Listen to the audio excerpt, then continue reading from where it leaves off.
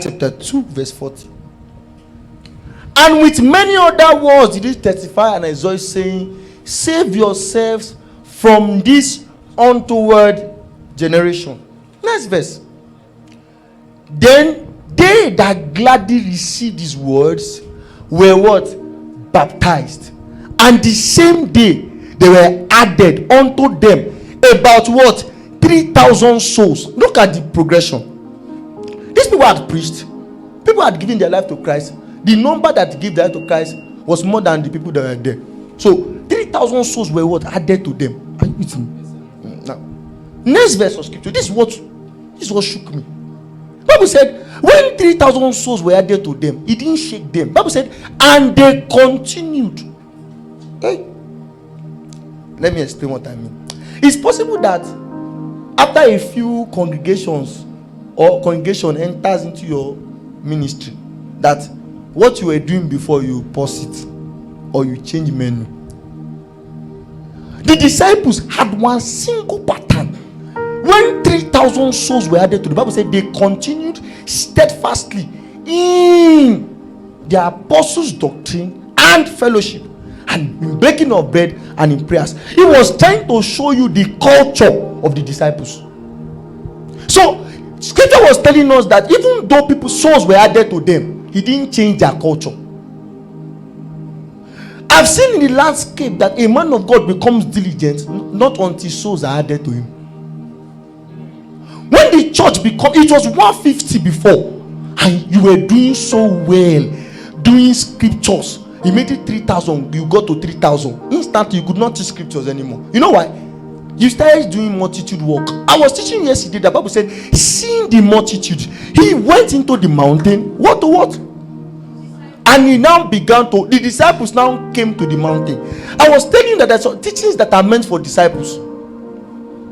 So what scripture is saying is that you can disciple 3,000 men. You can turn them to disciples by not playing to the gallery.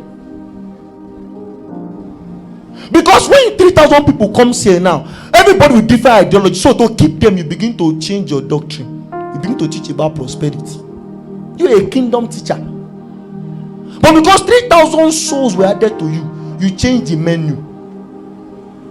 That is what is plaguing the Nigeria church. I found out that every time there is increase, the message changes. That's not how the disciples were. The Bible said they continued steadfastly in the apostles' doctrine and fellowship and in baking of bread and in prayers. This is a pattern. If you want to live the life of a disciple, you need to live a patterned life. Your life needs to follow a pattern.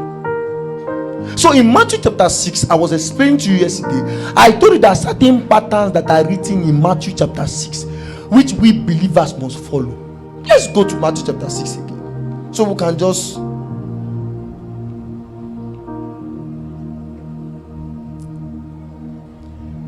take heed. So the principle in Matthew chapter 6 is we do secret business. That's the anthem. It means that as a disciple, your life is more secretive than in the open. There's a generation that loves accolades, and everything we are doing presently now is to ensure that you are seen. When Theophilus sang the song, Yahweh, you will be seen. Yahweh, you will be seen. Yahweh, only you will be seen. It is possible that your soul begins to long for what? Cloud. It's not that we don't have fine teachers or fine preachers or fine apostles. The problem is there is no pattern. We are not structured well enough. And so when 3,000 come, our message changes. A man of God that is very humble, he just received little population or little influence. His character changed. He began to speak words that Jesus didn't tell him to speak. It's a sign that this man didn't follow pattern.